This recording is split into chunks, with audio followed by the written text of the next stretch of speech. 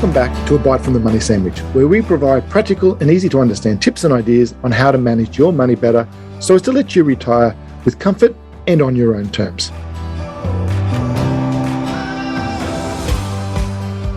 When people think of what your average financial planner does for you, it's probably organising your super investments and insurance. Tim Henry, our guest today, sees his role as more than that. And even in the name of his business, Aspire Planning, and his podcast, The Grass is Greener. He wants to not only help and educate his clients, but inspire them to have purpose, especially in retirement, and have fun along the way.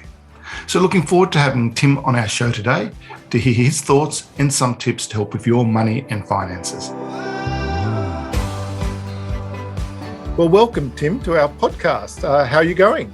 Oh, I'm good, Mark. How are you? Well, yes. We might even hear in the background a storm is about to hit here in Sydney, so we'll see how bad it is. It's been hailing a little bit upstate, so we'll see how we go. We might join in sync here because I reckon we're not far off it here in Melbourne. So yeah, there you go. Well, we'll see how it affects the podcast. Beautiful. I really appreciate you coming on the show because you are a financial advisor I've known for a fair while. And it's something I do want to ask. I like asking financial advisors. Why did they become one? You sometimes fall into it. But what's your background on that?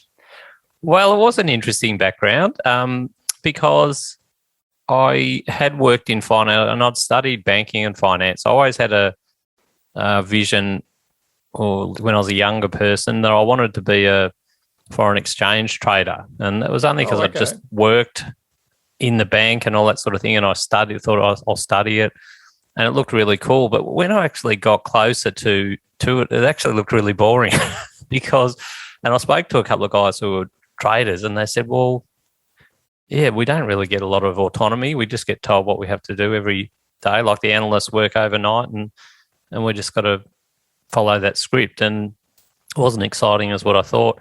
Anyway, I had a little bit of a detour off into retail, and when I say retail, I mean real retail with Myer, and I worked as a financial planner. Effectively, they called them analyst planners, and we worked with the buyers to help the buyers get the best deal for their ranges and that sort of thing. And I think by the time I did a dozen years doing that, and you're really focused on what do consumers need, and you're always thinking about the consumers. My uncle was doing financial planning, and the light bulb moment went off where it's like, well, I've got the financial skills, and I've been looking at customers' needs for so long. It's like this is going to marry up beautifully, and I was sick of corporate life at that stage, and so I started studying and got the right accreditation and got qualified and went into a business. It's been great. I love it. Yeah, it's and you said something quite interesting there, that you had the technical knowledge, and even when you sort of upskilled once you started, but you actually understood the customer needs. Yeah, and I think you probably agree that you're seeing a lot of financial advisors coming out of university. They've got all the technical knowledge, but they just don't understand. They don't even know how to actually sit down in front of someone and have a conversation. Yeah, and I think as well a bit of life experience too. Sure. That's something. But we're even one of the guys that in our team, he's close to becoming an advisor, and he's really, really smart guy, Leandro, and it's done a lot of hard work for us. But through the coaching this way, I think the professional year is a great idea, because I think he's now getting the insights into some of the conversations we have in the meeting, and he's realising, there's a lot more to this interaction component than just the knowledge. You can have the knowledge, but it's how you communicate that, and also how you engage with the client so that they're getting what they need out of the meeting too. Yeah, and I think someone told me years and years ago that, simple but eloquent. And if you're sitting there, if it was your mum sitting in front of you, would she understand what you're talking about? And if she wouldn't, why would these clients? And because they do fall into acronyms and jargon. Well, probably even from that those retail years, and we had some really great mentors working in retail. We probably learnt that through doing things like catalogs and that sort of thing. Is when you tried to cram too much onto the page about what the offer was about, it got confusing. And I remember particularly these older guys that come up and say to you, "Less is more. Just go with the price, the picture, a couple of lines. That's it." If that doesn't hit them, then the offer's not good enough. Yeah, makes sense. It's actually it's something I've always really believed in is having a mentor, having a coach. Yeah. So you've had you obviously said you had some mentors when you first started out. Do you actually have one that's been a mentor the whole way through, or do you just have had different mentors over the period? Oh, yeah, probably different.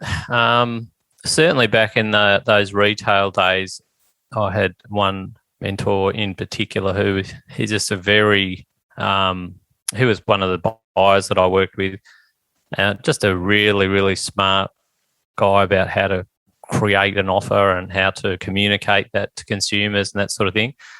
And he himself would say I taught him a lot about the detail and the finances and all that sort of stuff. So we were a good team in that way.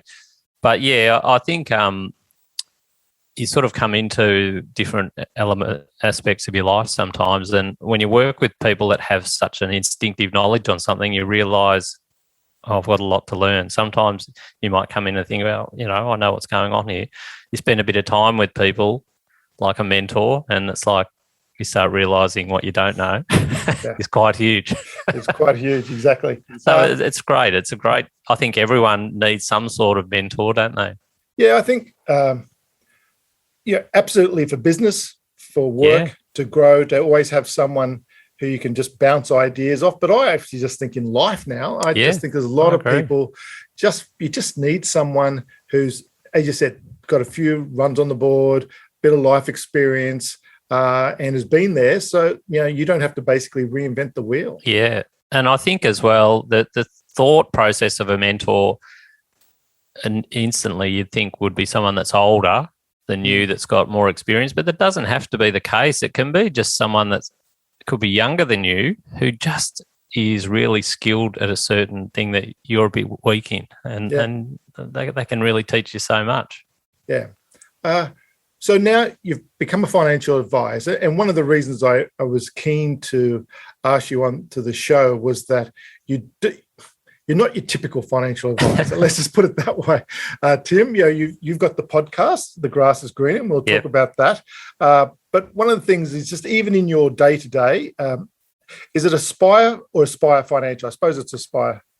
Well, I called it Aspire Planning because I wanted to knock out the word financial. So there you go. So Aspire Planning. Okay, right. It really is aspirational in what you're trying to do. And it's not just obviously someone's money, super, insurance. It's more than that. Do you want to talk a bit about how your processes? Well, yeah. Well, I think the idea for just calling it Aspire Planning and making it aspirational is, I really feel strongly about this, is that I don't really feel that people need motivation for something. If they've got a strong enough vision or feeling about what they want to do, they're really going to have that'll be the motivation enough.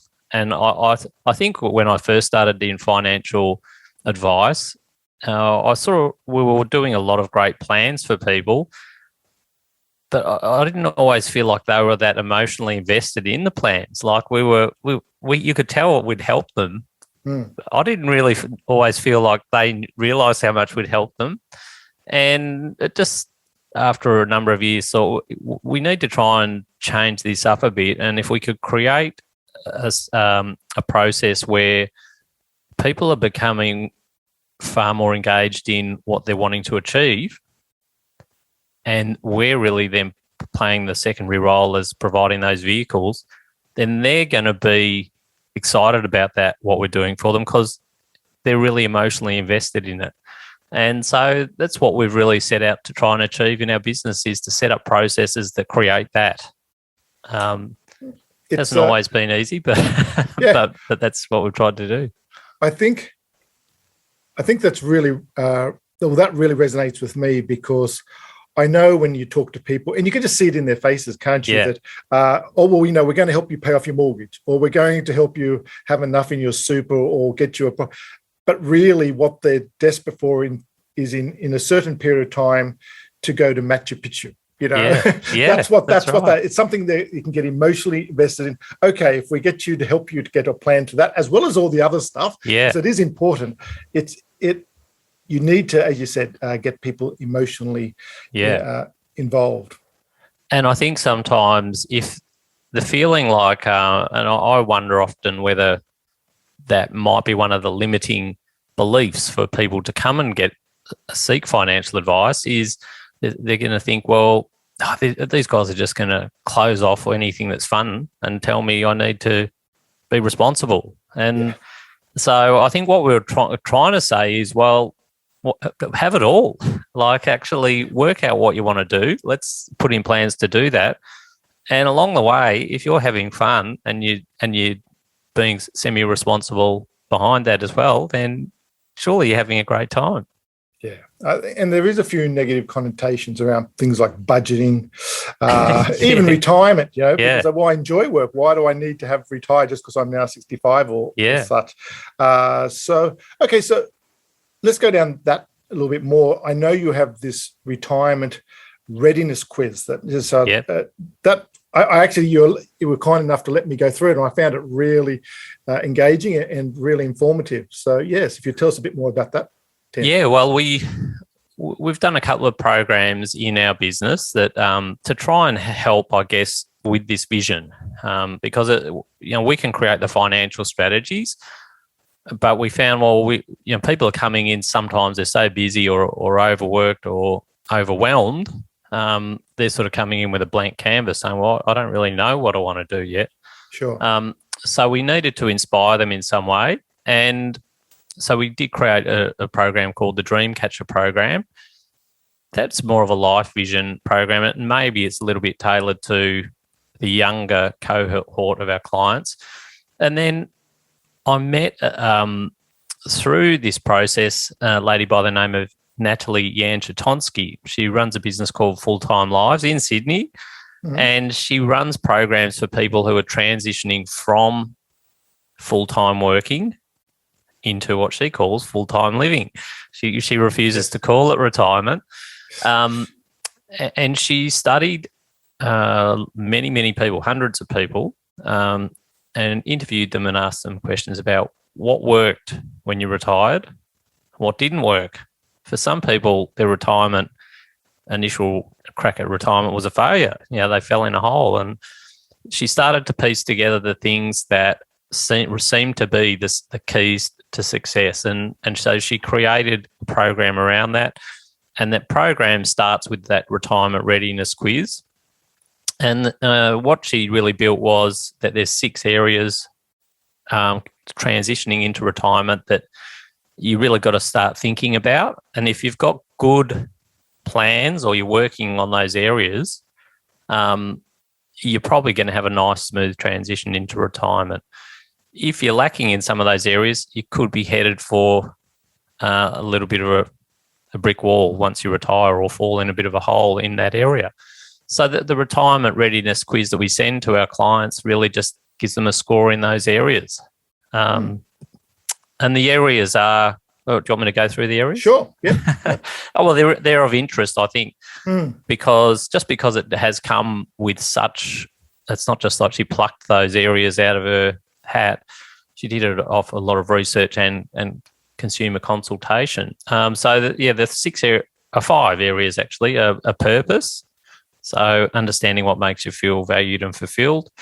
Vitality. So living better and longer by improving your mental, physical and spiritual well-being.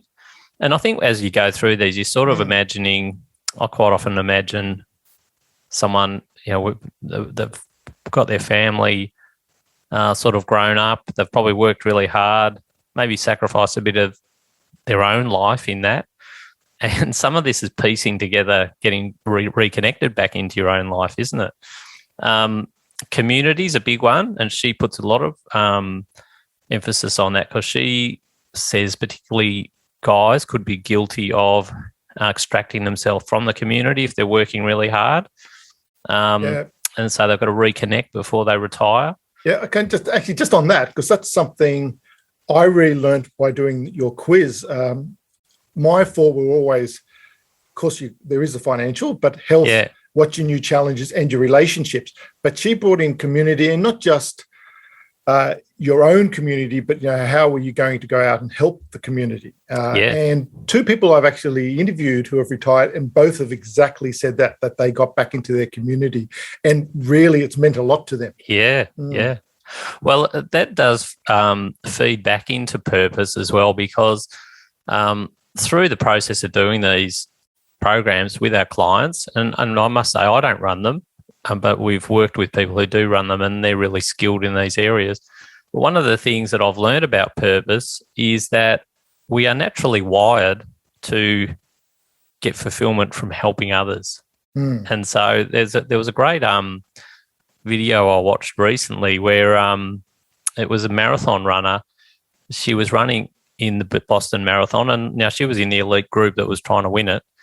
And she decided, the marathon's 42 Ks, and 7 Ks in, she was saying to herself, I don't know what's wrong today, but it's not going to be my day.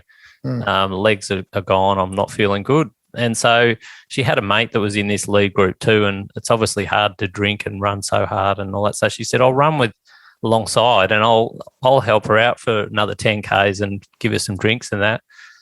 And through that period, she came good. She ended up winning. Wow. Because once her mind went off herself and she was focused on the other person, her purpose, she started feeling better. So, it's really just about we're naturally wired to help other people. So the community element is really important, I think.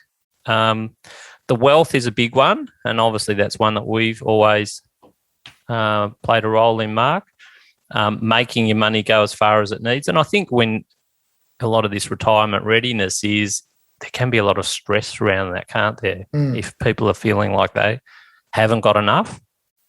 Especially the 10, 15 years out. And a lot of people, and it's a real common theme that people say, well, I've been paying off a mortgage, I've been helping the kids get through school, but now they've left school, and I just realized, well, actually retirement is around the corner, and I haven't really put a lot of effort into that. But that's probably it is an important point, but it is actually an important myth, because people don't realize with just a little bit of tweaking, you can really get your money working harder for you. Yeah, in a hurry. In a hurry. And I often wonder as well whether it's a bit of a reckoning of letting go of the past. If they feel like there's a few mistakes they made along the way, there's no point dwelling on those now. What can we do for the future? And as you say, don't underestimate what you can do. I also do think I often feel, do you feel this, that when people are feeling in control of that financial, they can probably enjoy the last few years of work because they're working probably for their own purpose. When they're feeling like they have to work for that financial reason, they might become a bit bitter about their work, that they have to do it. Yeah, there's nothing like working because you want to rather than being forced to. And I know even people who do get to, say, standard, it is just a figure, but say 65, and they say, I should retire. Well, no, if they're still enjoying work, they just may want to do it a little bit slower, but at least they've got the luxury, as you said, they're working because they want to rather than being forced to, And then the last one is lifelong learning, and this is a big one too. I've read a book recently called The 100-Year Life. I don't know if you've heard of that. No. It's a great, really great book, and it's actually written by financial people who also went down this path about looking at, what are the ingredients you need for a really long, healthy and connected life. And the lifelong learning was a big one too, not stopping, stimulating your brain through learning and new experiences. And I think there can be a tendency for people once they finish working to think, well, there's no point me learning that. There's no point me learning that. And, as technology changes and the world changes, if you disconnect from that, then you sort of disconnecting from the world. Yeah, I think I must admit I came to that late because I thought the studies, because I was an engineer before I became a financial advisor, and there was a point where I just said, I'm sick of study. Yeah. But I have definitely come around to, well, it's education isn't just what you're doing for a job. Yeah. It's learning a language. It's go see a museum. And That's right. I have been seeing this, reading about this person who actually did an article on it recently, who this financial advisor in America, and he studied all these millionaires and also studied people who are in lower socioeconomic situation. And he said, if you wanted to do it in one sentence, the people who were, the majority of people who were well off had huge libraries and small TVs, and people in lower socioeconomic in the majority had large TVs and small libraries. And I just thought, it says it all, I suppose. Yeah, it does. Yeah. And I sort of think learning can be anything. I mean, I know my mum, she's fantastically vibrant. She's really during COVID, where she's been totally bored, she's really got right into the family history, and the technology that's available for that now is amazing. And even through your own library database and all that sort of thing, the local library. And she's doing all that through technology as well. So through that curiosity of wanting to learn, she's learning new skills in that. And she was showing me, I was blown away. So I think it's just those sorts of things. And probably curiosity comes in there, doesn't it? Yeah. And, my family didn't grow up with a lot of money, but my parents absolutely instilled into me that I was going to read. And we never stopped going to museums or galleries. And I'm thinking, all my mates are going to the football, Dad. Why are we going to an art gallery? But looking back on it now, it was just the greatest education. It was really helpful. And I just think, encourage anyone to read. And I really feel that what I've loved about using that retirement readiness calculator or quiz is that as financial advisors, look, we're not experts in helping people in those areas necessarily, but it's starting a conversation, and it's really then for them to reflect back and say, I want to do some work in this area and this, and then all of a sudden you're starting to pick up on all these different deeper aspects, if you like, about what our clients are trying to achieve. And obviously then we can come in behind with the wealth element. And if they can be in control of those areas and be inspired to go and live a great life, and we can fulfill the fact that they can enable them to do that, then it seems like a pretty good combo, don't you think? Oh, brilliant. And how good is that? So I'll put a link to that retirement readiness quiz if you don't mind, because I just think anyone should have a look at it. Yeah, go for it. I just found it really helpful. Like all I've been doing the last 10 years is helping people retire and look at this. And so I am very interested. And this is something I've never seen before. So I do recommend it. Yeah, great. So one of the things the reasons I started the podcast and the website and book was we are very limited as advisors to how many people you can help. And so trying to help more, or trying to help the many, as I say, was one of the reasons I was going to do this. And that was also one of the reasons for the podcast. Was that your thinking around your podcast, or what was the reason you decided, yep, this is for me? Well, by the way, I've started the book and I love it. It's good. Well, I think what I have loved about it is exactly what you're saying. It's honing in on the important aspects, but not overcomplicating it, just keeping it really, really vital, it's really excellent. Oh, good. But yeah, with our podcast, I was a little bit the same in that it was probably driven by our own client base more than anything, because we get such little time with people really in the scheme of a year. We have an annual meeting for 90 minutes. We might have had a couple of other conversations throughout the year. Max 2 hours, max 2.5 hours you're probably spending with people. We do send out articles and that sort of thing, and maybe that's a help to some people. But so throughout that time, you're coming across information that you think, oh, what a great presentation that guy just gave. What a shame I can't share that with the people that I look after or whatever. So the podcast just seemed like a great avenue. And more people were saying that they were listening to podcasts. And I thought, well, we could actually start to structure the things that we want to talk about. We get a relevant guest on. And I think what I've really learnt from the podcast itself is when people are able to listen to information in their own time when they're ready, they definitely absorb a lot more, even compared to when they might be in the room with us, because we might be in the room for 90 minutes talking. Now we've unloaded a lot of information in that meeting. How much of it sticks immediately?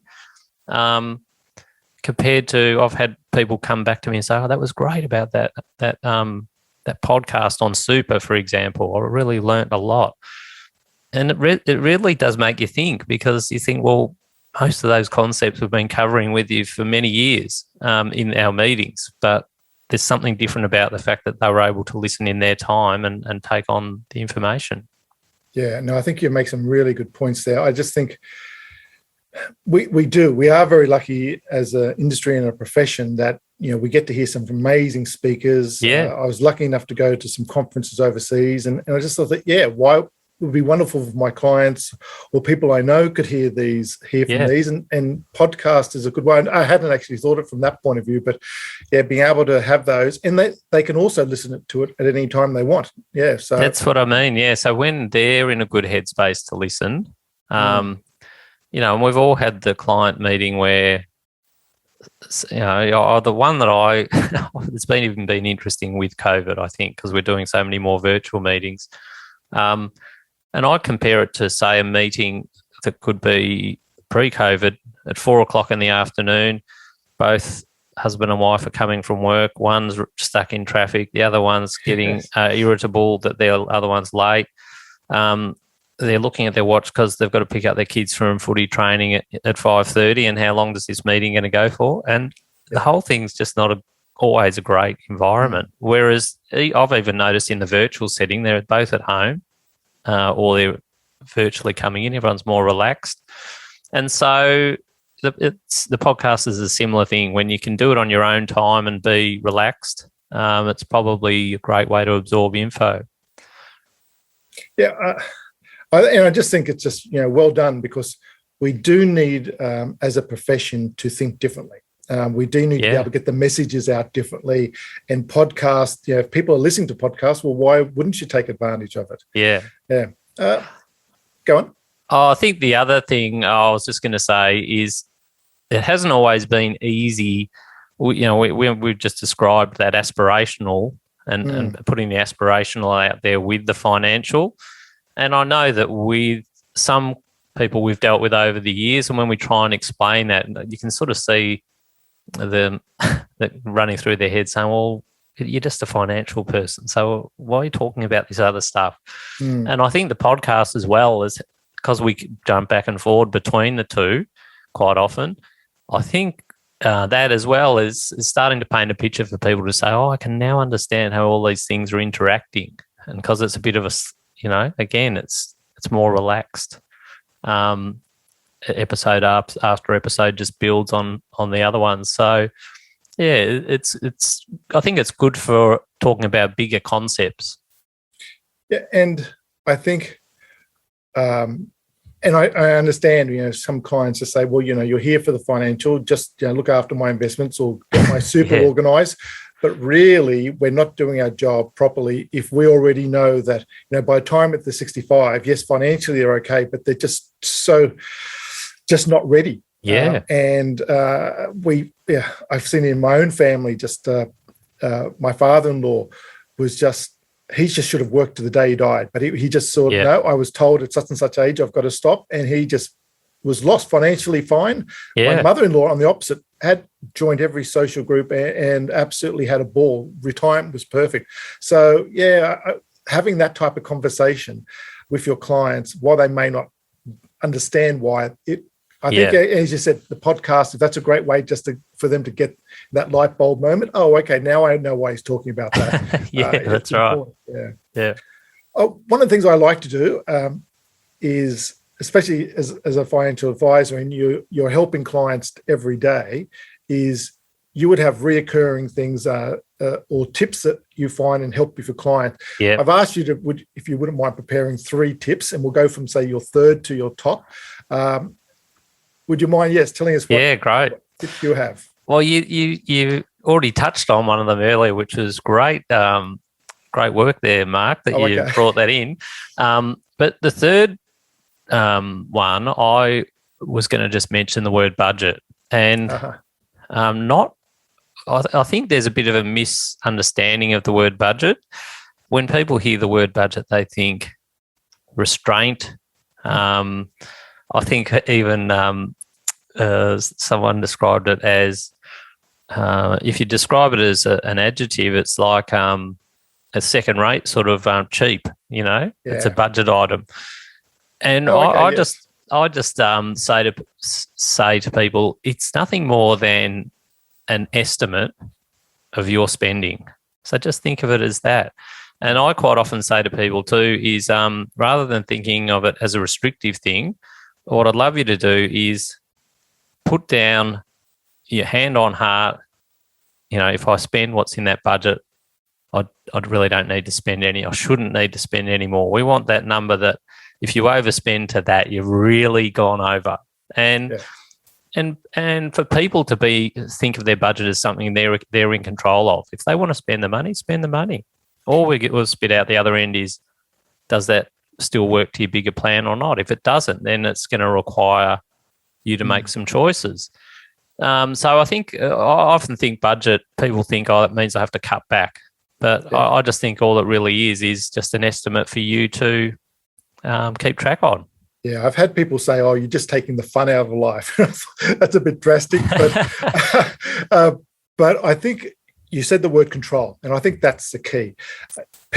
Most people who have struggling saving or having any money, or they're living paycheck to paycheck, it's because they just don't know what they're spending their money on. And that's all this budgeting or writing down, categorizing where your spending is just letting you know where your money's going. And it just so many surprise faces when people say, I just didn't realize I spent this much on Uber Eats, for example. Yeah, that's or right. Going to the movies, and at least you can then make informed decisions.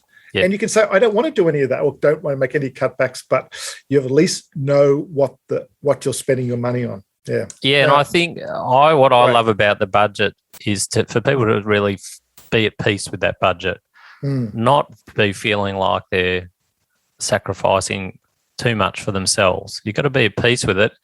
And if our analysis says that to live that life, you just need to work 2 years longer, some people would sign up for that. Yeah. Well, and at least it's their decision. And, that's right. And if it's too restrictive, they're not going to stick to it anyway. So no, I agree. So that was really, So number 2 probably plays into what we've talked about a lot is I think a lot of people would come to us saying, tell me what to do. What's the best investment and all that sort of thing. I would just say number 2 is get clear on your vision before you do anything else. To work out what is going to make you happy in life, what you're setting out to achieve, because you can take the shortcut and skip past the why. So let's call it the why, what, how, and when. You can skip past a couple of those and just jump straight into how and when. But you're gonna keep running into barriers because you haven't done the work.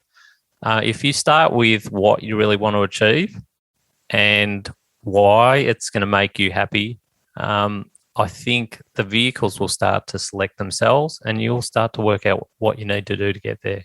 Yeah. You said before you have to have an emotional attachment to actually really ensure you're going to achieve something. And the why for anything is really important. Yeah. Okay. So when you set up for your clients the goals, they're just obvious, then they're just not the financial, it's life goals as well then. Yeah, that's right. Yeah, so we're really saying that this is one big package here. And for you to do all of that, you just the money side we can take care of, but there's other things you might need to do to achieve this, that bit work you need to put in. Because don't you feel, I often feel like this, sometimes people come into us expecting we've got the secret manual that gives them all the answers to everything in their life. And it's like, well, this is your manual to write, not mine. I can give you some financial tips, but it's your gig. Yeah, no, it's very true. The financial side is our bread and butter. So absolutely, we can help that. But if you're not going to take an investment in your own investment into this, it's never going to work. So it's important. So no, I'm glad you do that, because I think it is the right way. And I think far more advisors would build better relationships with their clients if they thought that way too. So, and I think if the average person starts with that, it doesn't take them long to really, they know what they want to do, what's going to make them happy. As you said, it's that dreaming of that trip or whatever. Once you start saying, well, that's what I really want to do, it's like, well, let's do it. Yep. Great. And the drum roll, your number one tip, Tim. Number one tip, well, start now is the number one tip. I think we're all guilty in life at times, and particularly with what your theme is, Mark, with coming into those transition years into retirement, there can be a bit of I probably should start looking at this. I'll look at it in a few years. I'll look at it next year or whatever. You said it before, there's so much, you can make such an impact in just a few years. Yes. So if I normally say to other financial advisors, what would be the perfect time for people to turn up to plan their retirement? Most would say, if I had 10 years, gee, what I could do with them. We know that if they turn up and they've only got 3 years to go, we can still make some big impacts, but not as good as 10. So I just say start now. That's probably the biggest tip. Yeah, in the book I call it the one-day myth, because it is something that people come in and say, I've been meaning to come in and see you for the last 5 years, 10 years. But you're here now. That's all that counts. You're here now, and we can actually do something. So, no, I think that's a really good tip. Yeah, if you're going to act, and it's not that far off Christmas and New Year's resolutions. I think people having a New Year's resolution, and I think not just having a New Year's resolution of actually, I'm going to do something, get someone to help you stay accountable, which is what financial advisors are great at. You may get a goal, you may have a plan, but unless someone's going to keep you on that, which is, we were talking before about mentors, coaches, it's advisors, it's similar. You just need someone you can talk to, who can make sure every 6 months, every year, is just going to make sure you're being held accountable and stay on track to get that goal. Yeah, and I think, as really just put the whatever limitation there is that's the barrier behind you, and just say, I'm just going to do it. And in fact, I'd even say with the New Year's resolution, okay, well, that's great if you decide next year that you're going to do that for sure, and that's your resolution. But how much even better would you feel if you had it nailed by Christmas? Yeah, true. And you'd started something and you had the excitement factor to look forward to next year. Yeah, that makes perfect sense, Tim. I had a half a dozen more questions I wanted to ask you, but it's just enjoyable. I'll talk too long. So I will just ask one last question that we ask all our guests. It's our final bite. What's the best piece of advice you've ever received? Well, that's a really great. You stumped me there. Was I ready for that? What's the best piece of advice I've received? Look, to be honest, I'm going to say it's from my dad.